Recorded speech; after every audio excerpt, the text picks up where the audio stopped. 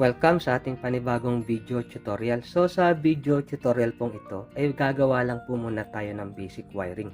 So dalawa po ang purpose ng ating pag-aaral dito. Una, paano tayo makagawa ng basic wiring with isang ilaw with one switch, and then dito dalawa siyang ilaw with our 2-gang switch. So pasensya na kayo kung hindi Philippine standard ang ating mga gamit. So mahalaga ang ating makukuhang aral sa ating video tutorial nito. Ang ikalawang purpose po ng ating pag-aaral ay paano ba natin malalaman o ma-justify na tama ang ginawa nating pag-wiring bago sarahan o bago takpan ng mga plywood ang ating ginawang wiring sa kisame. So lalong-lalo na kung sa mga first floor, sa hindi natin mapapasok ang kisame kung may mali tayong nagawang wiring kasi maliit lang ang space from the slab of our second floor sa pagitan niya sa mismong kisame. So, tuturo po natin sa video tutorial nito kung paano natin masisigurado na tama ang ginawa nating pag-wiring kahit hindi pa siya supply with supply voltage at wala pang mga ilaw. So, samahan niyo po ako sa ating gagawing wiring tutorial. Sa mga bago po, please consider subscribing po and hit the notification bell button para palagi po tayong updated sa mga panibagong videos. So, umpisahan na po natin ang ating gagawing video tutorial. So, dahil nagawa na po natin ang layout ng ating mga junction boxes, PVC pipe at utility box, so umpisahan na po natin ang ating gagawing wiring tutorial. So, for the meantime, hindi muna tayo gumamit ng ating ground wire or for our ground protection. So, kung kayo po magwa-wiring, lalong-lalo na kailangan ng ground, so wag po natin babalewalain. So, for this tutorial, hindi muna tayo gagamit. So from our circuit breaker, so tatakbo ang ating home run from our panel board papunta sa unang junction box ng ating circuito. So ipapasok na po natin ang ating wire. So ang ating pong red is our line at ang ating pong black is our neutral or line 2. So pagkatapos po dito, so dahil ito po ay controlled by switch neto sa ating utility box neto, so dalawa po ang wire natin ipapasok. So ang gagamitin nating wire, so for example magbabatak na tayo ng wire or magke-cable pulling tayo. So ang ating wire from our junction box is, our line is red at ang ginamit kong return line ng ating switch is yellow. So ipapasok natin from our junction box sa unang junction box. So example, pababa to sa wall na location ng ating switch. So meron na tayong switch line ngayon. So ngayon, dahil meron na tayong home run at switch line, so ang susunod natin gagawin, so naka-ready na ang ating mga wire. So pupunta tayo sa kabilang junction box para magkaroon na naman ng panibagong supply ang ating ikalawang junction box. So balik tayo sa ating red at black wire. So line 1 and line 2. So papasok natin. So meron na tayong supply ngayon sa ating ikalawang junction box. So dahil sa ating setup, ang isang ilaw na to ay kontrolado ng switch dito. So 2-gang switch siya. So magpapasok tayo ngayon ng tatlong wire. Kasi isang line or hot, and then para sa switch na to return at para dito sa kabila. So ginawa ko mga kalinya ang ating mga return. So nilagyan ko siya ng mark. So slightly na kinagat ko siya ng plier 1 and 2. Pero mamaya matututunan pa rin natin kung paano hanapin ang para sa switch na to at dito sa kabila kahit walang mga marking ang ating mga return wire. So ipapasok natin from our junction box. So cable pulling tayo, for example, pababa na naman sa ating mga switch line na naka-located sa ating wall. So meron na tayong line at return number 1 at return number 2. So para makarating ngayon ang line papunta dito, so for example ito na yung dulo ng ating circuito. So papasukan natin siya ngayon ng another line 2 which is black or neutral, and then isang return na yellow. So pasok natin siya papunta sa dulong ilaw. So for example ito na yung dulo, so hindi na natin siya sasamahan ng line 1 or hotline kasi dulo na siya. So kung kayo naman maglilinya para mas maganda, samahan natin para in case for additional, So meron tayong pagkukunan. So nasa sa inyo po ang pagdidesisyon. So papasok na natin ang ating linya ng ilaw sa ating ikatlong box. So time naman para matuto tayo sa ating gagawing mga splicing.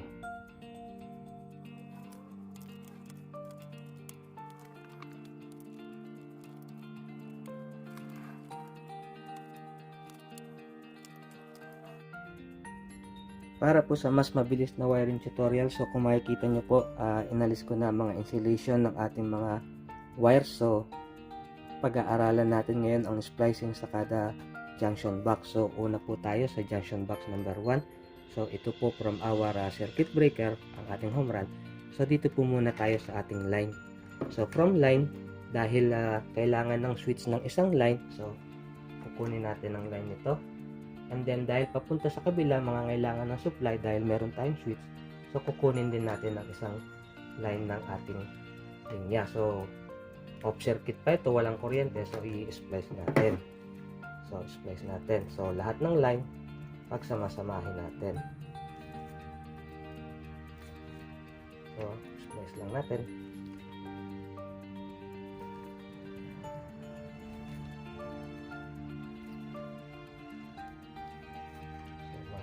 Tulan natin. Then, ang isusunod natin ay ang ating neutral or line 2. So, ito, saka ito. So, mangangailangan tayo ng isang wire papunta sa ating ilaw. So, kukuha lang po ako ng isang wire. So, wait lang po. So, ito na po yung isang maiging drop wire natin. So, kung ibabagsak natin sa ating ceiling, so, dapat mahaba. So dahil tutorial tayo, so ganito lang muna kahaba, pati ang ating return sa ating switch. So diretso siya sa ilaw. So splice lang natin. So tapos na tayo sa ating splicing. So mamaya lalagyan natin ng protection yan. It's either tape or our connector para safe tayo sa sa ating kuryente. So ito na yung wire na pupunta sa ating mga ilaw. So mamaya tatakpan natin lahat yan. So dito naman tayo sa ikalawang junction box. So dahil ito ang ating another home run na ngayon sa ating ikalawang junction box. So dahil nangangailangan ng line ulit atin, isa-isa lang ang ating pagano. So line muna tayo. So ito na yung line. So kung meron nga tayong sa pang line dito, so isasama natin dito. Tulad nga po ng nasabi, nasa inyong pagdesisyon kung ito na yung pinakadulo ng circuito. So splice natin ang ating line again, and then susunod natin ang ating neutral line or our line 2. So tapos na ang ating line, and then lagyan natin ng ating drop wire papunta na naman sa ceiling. So ito ang ating neutral. So kailangan ng neutral sa kabila sa ikatlong junction box. So isasama natin itong tatlo. So ito na yung magiging drop wire natin papunta sa ilaw sa kisame sa baba. So ayan, okay na, meron na tayong neutral. And then ang ating isang switch, ito yung may number 1 kanina. So ito na yung magiging drop wire natin papunta sa ating kisame sa ilaw. And then ang kulang na lang yung isang switch na may mark na number 2. So papunta siya dito sa kabilang switch. So para magkaroon siya ng kuryente or voltahe galing sa ating switch, so i-splice na natin. So dito, final ano na to, ito na yung mismong diretso sa ating ilaw. So tapos na tayo sa ating pag-splice. So mamaya i-check natin ngayon kung paano ba natin malalaman kung tama ba ang ginawa natin pagwa-wiring kahit wala pang supply ng voltage or wala pang ilaw. So ma-justify natin kung gagana ba ang ginawa nating pagwa-wiring bago takpan o sarhan ng plywood ang ating ginawang pagwa-wiring. So dahil tapos na tayo sa ating ginawang splicing, so lalagyan na muna natin ng mga protection ang ating mga splicing. So instead of electrical tape, so ito muna ang ating gagamitin.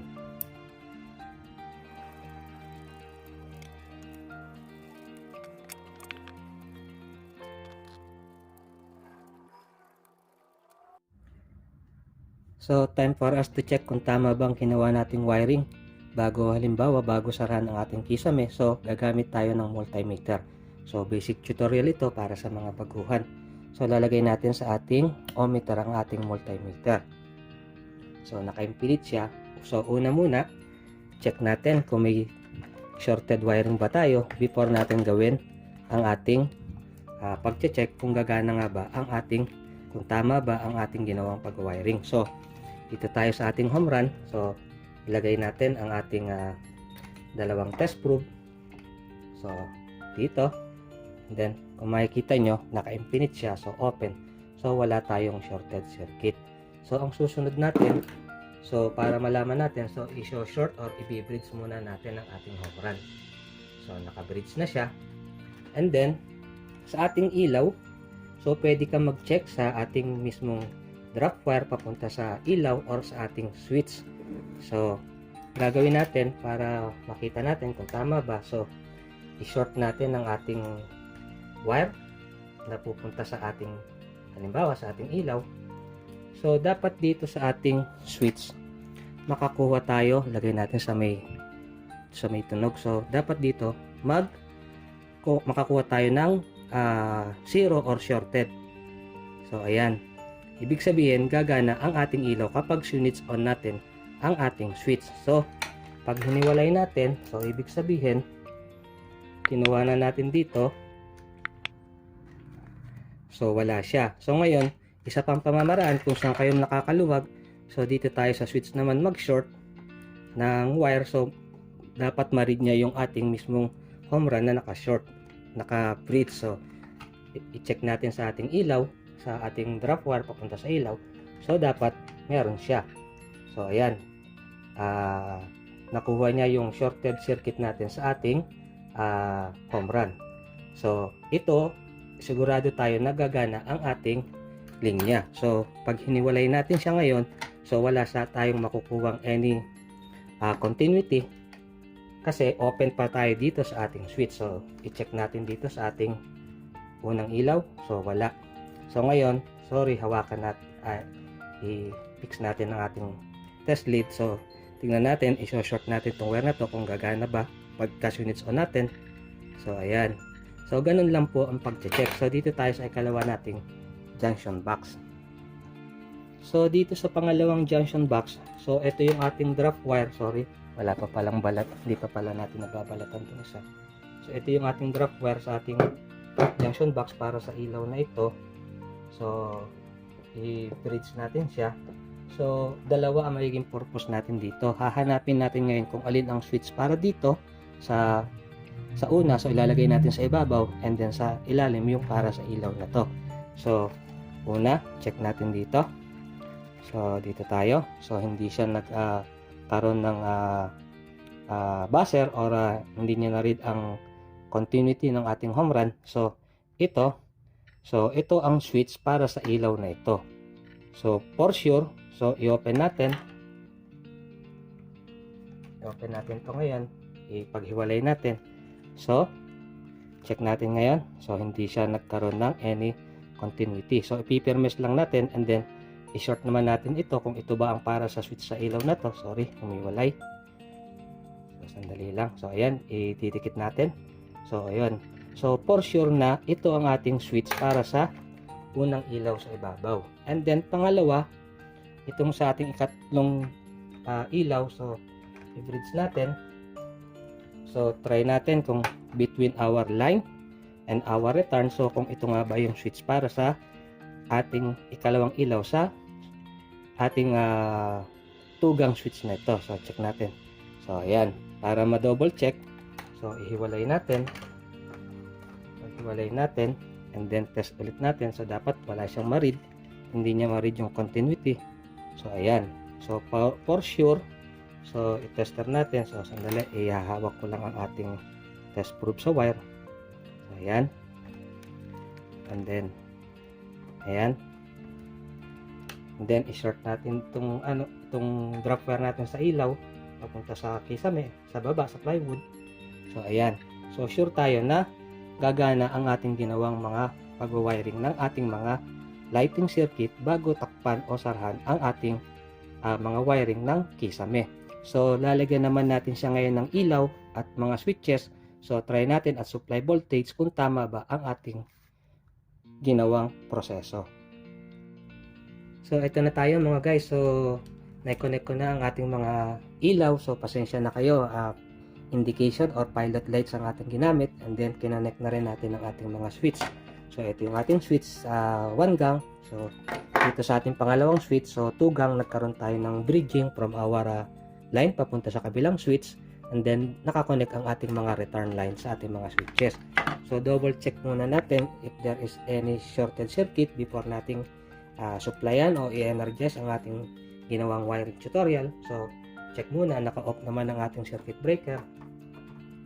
So open siya, wala siyang shorted circuit. So pwede na natin i-try na paganahin ang ating ginawang lighting circuit, na ang purpose ay kung makasigurado tayo kung gagana ba before na sarahan ang ating kisame. So switch on na natin ang ating circuit breaker dahil na-check na naman natin na wala tayong shorted. So hindi pa siya umilaw. So switch natin ang ating switch number 1. So tingnan natin kung iilaw ang ating light number 1. So ayan, umilaw siya.